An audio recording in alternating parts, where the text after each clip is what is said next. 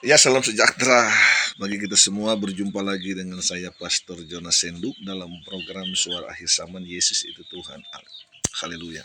Saya sebagai alat Tuhan mungkin tidak kelihatan atau organ tubuh yang ada di dalam tubuh manusia.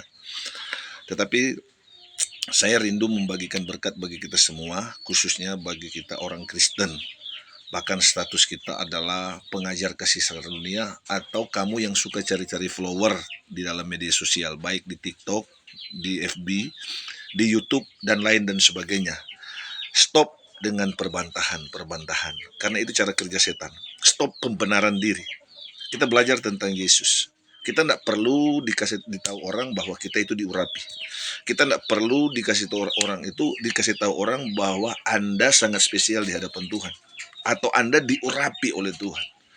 Karena seringkali kita tidak sadar kita sudah terikat, terjerat, terbelenggu dengan tipu daya setan. Setan sudah mengikat umat Tuhan akhir zaman, khususnya pendeta-pendeta yang suka bermain-bermain di media sosial, menyampaikan firman Allah. Saya tidak tahu motivasi Anda apa, tetapi saya sebagai hamba Tuhan hanya ingin menyampaikan kebenaran supaya kita benar tahu bahwa kita itu warga surga dan memiliki karakter Kristus dalam hidup kita. Contoh, Anda tidak perlu dikasih tahu orang bahwa Anda diurapi Tuhan. Lihat cerita waktu Yesus dibawa di padang gurun oleh iblis. Hal yang pertama yang dibuat iblis mencobai Yesus adalah dia bilang begini, kalau engkau anak Allah, jadikanlah batu ini menjadi roti.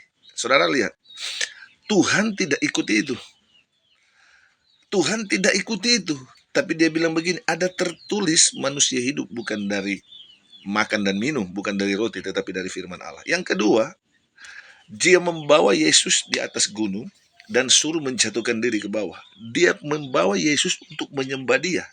Yang ketiga, ada 3 hal di sana.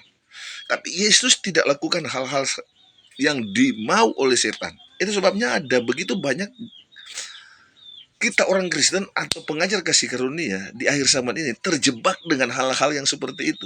Ulang-ulang kali saya sampaikan, kalaupun ada orang yang berkata bahwa Yesus itu tidak Tuhan menurut ajaran mereka, menurut kitab suci mereka, saya mau beritahu dalam hidupmu bahwa engkau tetap mengakui dan mendeklarasikan bahwa Yesus itu adalah Tuhan. Menghindarilah dalam perbantahan, karena saya khususnya sebagai hamba Tuhan dari mantan preman, mantan pembunuh, ditangkap oleh Tuhan dalam penjara, divonis 10 tahun, bukan untuk memenangkan perdebatan, tapi untuk memenangkan jiwa. Tuhan Yesus berkati kita semua. Nanti berjumpa lagi dengan saya Pastor Jonas Senduk dalam program yang sama. Haleluya.